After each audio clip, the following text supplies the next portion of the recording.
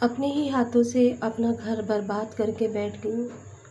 एक जलन ने पूरी ज़िंदगी को जला के खाक कर दिया।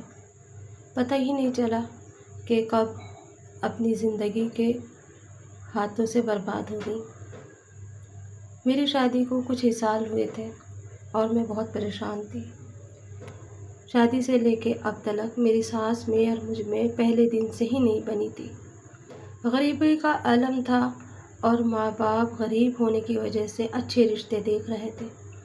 चाह रहे थे किसी तरह से अपनी बेटी को रुखसत करके उसके घर भेज दिया जाए। पर मैं बहुत ज़्यादा परेशान थी। मैं ऐसे घर में जाना चाहती थी जहाँ पे मुझे सुकून मिले, ज़हनी तौर पे सुकून। मेरी सास कम बोल हो, मेरा राज चले और मैं पूरे घर पे राज करूँ। पर कहते हैं कभी कभी सोचा हुआ पूरा नहीं होता और कभी कभी हो भी जाता है। मेरे साथ कुछ इस तरह से हुआ। जब मेरी शादी हुई तो मेरी सास मुझसे भी ज़्यादा तेज़ थी। मैं एक कहती वो 10 कहती, मैं एक बार बोलती वो 10 बार बोलती। हम दोनों की शुरू से ही नहीं बन पाई। हर चीज़ पे रोक टोक सुन सुन के मैं परेशान थी। ये सारी चीज़ें मैं अपने माँ बाप के यहाँ से भी करती चली आ रही थी और अब हद थी कि वो हर एक खाने के ऊपर से लेके हर एक चीज़ के ऊपर मुझे वो ताना देती और कहती गरीब घर की है, गरीब घर की को उठा के लेकर आए हैं और देखो कितने नखरे हैं। ये चीज़ें मेरे दिल के अंदर तार की जैसे चुभती। फिर रफ्ते रफ्ते मैंने अपनी ज़बान खोली। मेरी अम्मी ने मुझसे कहा नहीं बेटा, ज़बान नहीं खोलते, बड़ी हैं, बेदबी होगी। लेकिन मैं तो अपनी अम्मी की भी नहीं सुनती थी। मैंने तो अपनी अम्मी को भी जवाब दे दिए कि तुम दबो, मैं नहीं दबने वाली किसी से। और इस तरह से मेरी सास का और मेरा 36 का आंकड़ा रहने लगा। छोटी छोटी बात पे बहुत बड़ी बड़ी लड़ाई होती। मेरे ससुर भी परेशान थे और मेरा हस्बैंड भी। मैं अपने हस्बैंड से कहती कि तुम अपनी माँ के पल्लू से बंधे हुए रहोगे और तुम्हें अगर अपनी माँ के पल्लू से बंधे रहना था तो मुझसे शादी क्यों करी। ये छोटी छोटी बातें हमें बहुत बड़ी हो जाती। यहाँ तक कि अगर मैं कपड़े फैलाती तो मेरी सास उन कपड़ों को उतार करके चरपाई पे डाल देती और अगर वो कुछ काम करती तो मैं उस काम को उलट दिया करती। मैं एक आंख देखे ना उन्हें भाती, ना ही वो कोई वक्त छोड़ती मुझे ताने देने से और ना ही मैं कोई वक्त छोड़ती उन्हें बातें सुनाने से। यहाँ तक कि किचन के अंदर हम जब काम भी करते हैं तो अपने अपने हिस्से की रोटियाँ डालते, अपने हिस्से का हर काम करते। ना मैं उनके बर्तन धोती ना वो मेरे, बल्कि जबकि हमारा खाना बनाना सब एक जगह था। एक दिन वो खाना बनाती, एक दिन मैं। देवरानी जेठानियों का तो दूर दूर तक भी सवाल नहीं था, लेकिन हाँ, हम दोनों किसी से भी कम नहीं थे। हमारी लड़ाई इतनी हद से बढ़ने लगी कि चाय का कप होता तो मैं चाय फेंक देती और पानी का गिलास होता तो वो पानी का गिलास फेंक देती। प्लेट में अगर हमने खाना निकाल रखा है तो वो फेंक देते। एक दूसरे की शक्लों से हम बेजार थे। हमारे चर्चे गलियों में क्या मोहल्ले में चलने लगे। ये सास बहू है ही ऐसी। मैं अभी माँ नहीं बनी थी और मुझे माँ का सुख भी नहीं मिल रहा था, ना ही मैं ये चीज़ें जानती थी। बस मुझे इतना पता था कि मुझे किस तरह से अपनी सास को नीचा दिखाना है और मेरी सास कोई वार नहीं छोड़ती। मेरे शौहर के कान भरती और मेरे शौहर आके मुझे डांटते डपटते, कभी कभी हाथ भी उठाते।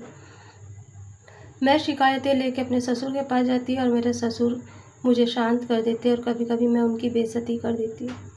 मैं उनके बड़प्पन का मान नहीं रखती थी और ना ही मैं अपनी सास की बड़प्पन का मान रखती थी। इस तरह से बातें बहुत ज़्यादा बढ़ने लगी और बढ़ते बढ़ते हद से ज़्यादा हो गई। मैं अपनी अम्मी के घर चली गई रूठ करके और मेरी सास अपने घर में रह रही थी। मैंने साफ़ तौर पे कह दिया था कि या तो मुझे अलग करो या फिर मैं अपनी अम्मी के घर ही रहूँगी। मेरे ससुर और मेरे शौहर बहुत परेशान थे और वो यही कहते थे कि तुम दोनों एक दूसरे को बर्दाश्त क्यों नहीं करती, हमारी खातिर ही कर लो।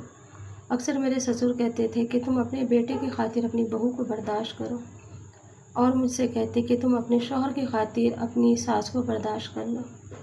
पर दोनों में से बर्दाश्त का मादा तो किसी के भी पास नहीं था।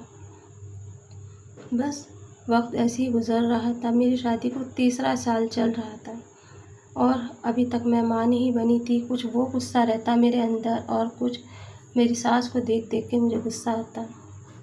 एक दिन मेरे ससुर ने मुझसे आकर के कहा कि देखो बेटा, आज तो तुम लोगों ने हद ही पार कर दी, एक दूसरे के ऊपर हाथ तक उठा लिया।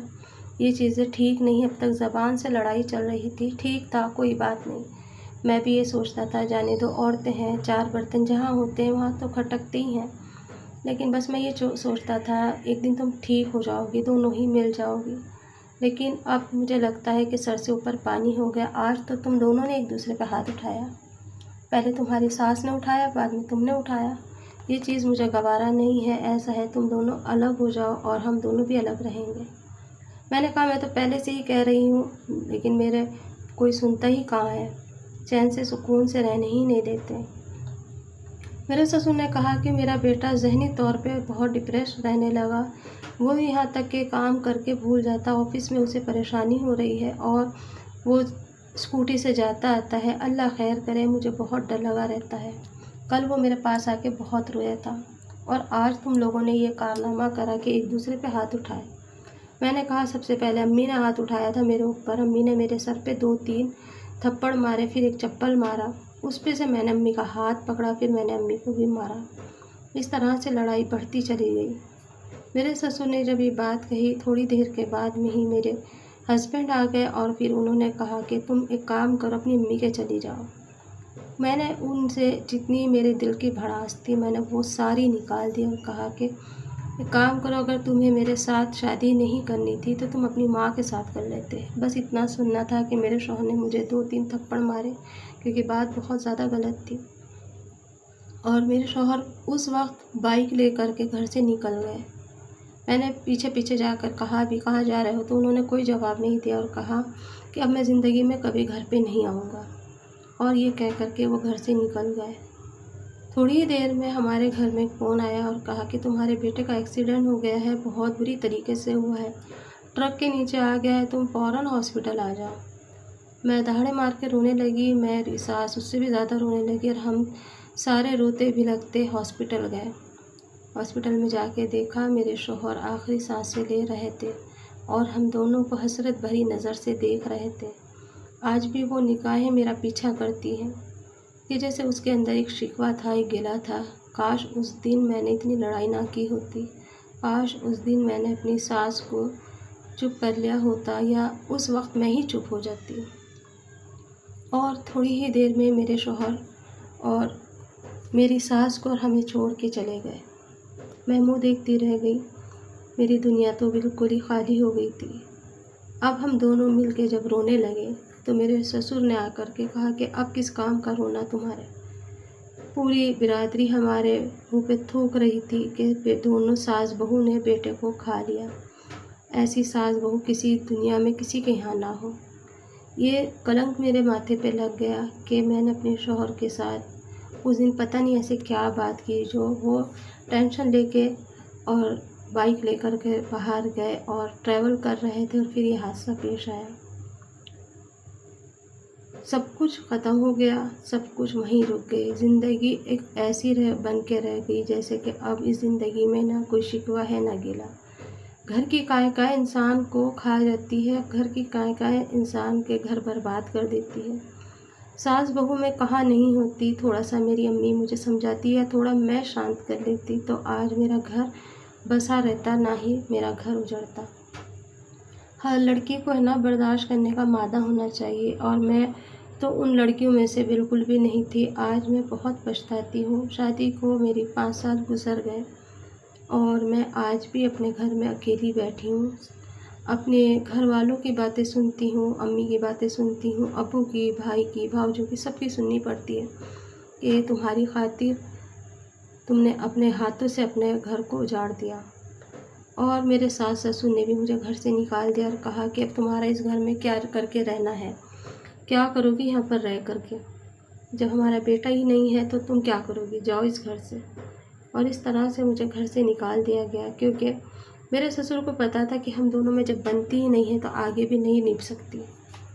अपने हाथों से अपना घर बर्बाद कर लिया और अपनी दुनिया बर्बाद करके आज मैं खुद बर्बादी की जड़ पे खड़ी हूँ।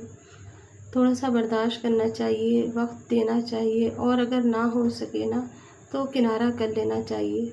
मेरे शौहर भी अगर थोड़ा मानते और मेरे ससुर भी और हमें अलग कर देते तो क्या बिगड़ जाती। एक ज़िंदगी के साथ 2 ज़िंदगी हमेशा के लिए खामोश हो गई और मैं बर्बाद हो गई।